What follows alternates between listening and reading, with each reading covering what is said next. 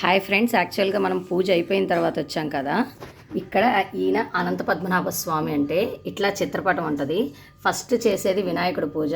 ఇట్లా ఇంట్లో ఉన్న లక్ష్మీనారాయణ వెండి విగ్రహాలు పెట్టుకుంటారు. అంటే కలిసి చేశారు కదా మా పిన్ని బాబాయి మా అమ్మ నాన్న వాళ్ళు ఒక విగ్రహం పటం పెట్టుకున్నారు.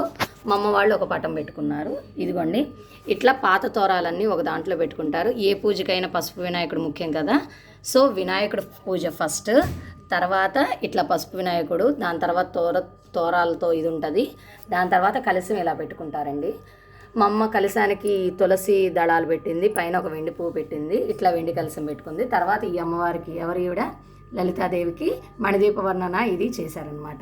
అంటే నేను మొత్తం ఫుల్ అలంకరణ ఇట్లా మొత్తం ఇవి వేరటానికి చాలా ఇబ్బందిగా ఉంటుందని చెప్పి మొత్తం ఒక కార్డ్బోర్డ్కి ఇట్లా ఫ్లవర్స్ అంటించింది. దాని తర్వాత కాయిన్స్, లక్ష్మీ కాయిన్స్ తులసి దళాలతో కలిపి ఇట్లా పూజ చేసుకుంది. అవన్నీ ఇప్పుడే నేను క్లియర్ చేస్తున్నాను. ఇట్లా అన్ని రకరకాలు తులసి పూసలు, తామర పూసలు, ఇట్లా తామర పూసలతో వీటిలన్నిటితో ఇట్లా 9 రకాల పువ్వులు పూజలతో ఇట్లా చేసుకుందనమాట. This all.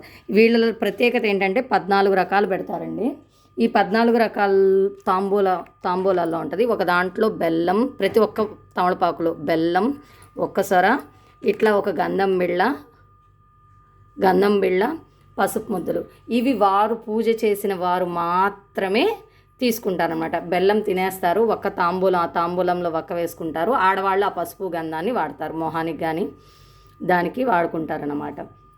ఈ 14 తాంబూలాలు వరుసగా పెట్టుకొని పూజా విధి విధానాలు కంప్లీట్ చేస్తారనమాట. That's all about Anantha Padmanabha స్వామి నోము. దీనికి వ్రత కథ ఉంటుంది, తోరాలు ఉంటాయి. 14 తోరాలు పోస్తారు. ఆడవాళ్ళే వల్ల రెడ్ కలర్ది వాడతారండి, మగవాళ్ళే వల్ల ఎల్లో కలర్. మగవాళ్ళు చేతికి కట్టుకుంటారు, ఆడవాళ్ళు మెల్లో వేసుకుంటారు. పాత తోరాలు వేసుకొని పూజ మొదలు పెడతారు. కథలో మధ్యలో వచ్చినప్పుడు కొత్త తోరాలు మళ్ళీ మార్చుకుంటారనమాట.